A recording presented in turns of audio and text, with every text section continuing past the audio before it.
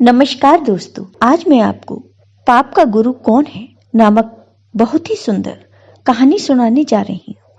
एक समय की बात है, किसी गांव में एक पंडित जी रहते थे। वह पंडित जी शास्त्रों का अध्ययन करने काशी गए। कई वर्षों तक काशी में उन पंडित जी ने शास्त्रों का अध्ययन किया।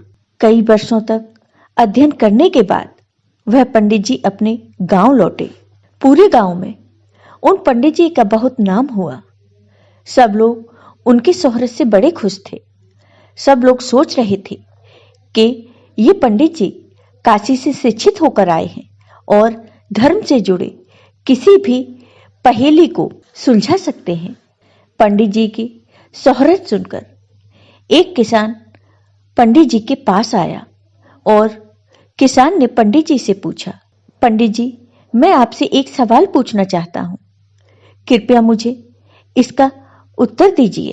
पंडित जी ने कहा, हाँ पूछो, क्या पूछना है तुम्हें। तब उस किसान ने कहा, पंडित जी, हमें यह बताइए कि पाप का गुरु कौन है। किसान का प्रश्न सुनकर पंडित जी चकरा गए। उन्होंने धर्म व आध्यात्मिक गुरु तो सुने थे, लेकिन पाप का गुरु भी होता है, यह उनकी समझ और ज्ञान के बाहर था। पंडित जी को लगा कि उनका अध्ययन अभी अधूरा रह गया है, तो पंडित जी फिर से अध्ययन करने काशी चले गए।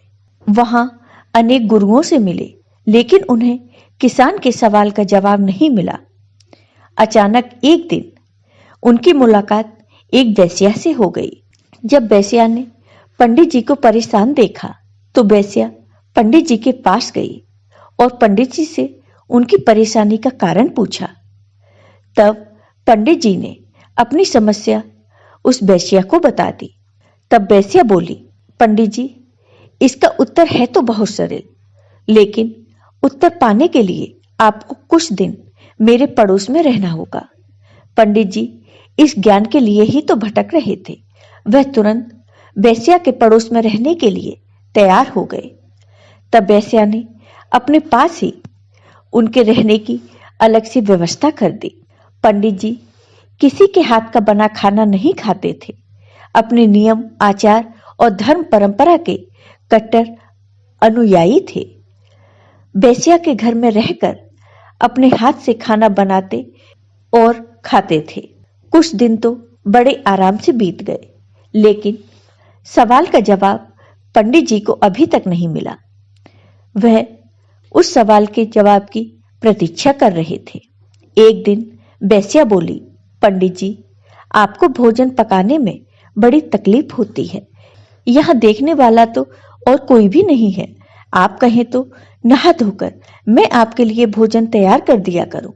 पंडित जी को राजी करने के लिए उसने लालच दिया, यदि आप मुझे इस सेवा का मौका दें तो मैं दक्षिणा में 5 स्वर्ण मुद्राएं भी प्रतिदिन आपको दूंगी। स्वर्ण मुद्रा का नाम सुनकर पंडित जी विचार करने लगे कि पका पकाया भोजन और साथ में सोने के सिक्के भी, अर्थात दोनों हाथों में लड्डू हैं। पंडित जी ने अपना नियम, व्रत, आचार विचार, धर्म सब कुछ भुला दिया और पंडित जी ने वेश्या से कहा, ठीक है, तुम्हारी जैसी इच्छा, बस विशेष ध्यान रखना कि मेरे कमरे में आते जाते तुम्हें कोई देखे ना। तब वेश्या ने पहले ही दिन कई प्रकार के पकवान बनाकर उसने पंडित जी के सामने परोस दिए। पर ज्यों ही पंडित जी ने खाना खाना चाहा, वेश्या ने उनके सामने से परोसी हुई थाली खींच ली।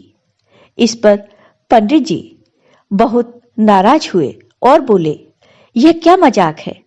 तब वेश्या ने कहा, यह मजाक नहीं है पंडित जी, यह तो आपके प्रश्न का उत्तर है। तब पंडित जी ने कहा, वह कैसे। तब वेश्या बोली, यहां आने से पहले आप भोजन तो दूर किसी के हाथ का पानी भी नहीं पीते थे, मगर स्वर्ण मुद्राओं के लोभ में आपने मेरे हाथ का बना खाना भी स्वीकार कर लिया। यह लोभ ही पाप का गुरु है। पंडित जी को अपने सवाल का जवाब मिल गया। पंडित जी को अपने किए पर बहुत पछतावा हुआ और वेश्या के सामने उनका सर झुक गया।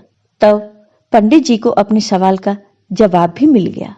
पंडित जी इस सवाल का जवाब लेकर अपने गांव लौट आए और उन्होंने किसान को इस सवाल का जवाब दे दिया कि लोभ ही पाप का गुरु है। जीवन में लालच कभी भी नहीं करना चाहिए। किसान अपने प्रश्न का उत्तर पाकर बहुत खुश हुआ। तो दोस्तों, कैसी लगी आपको ये कहानी?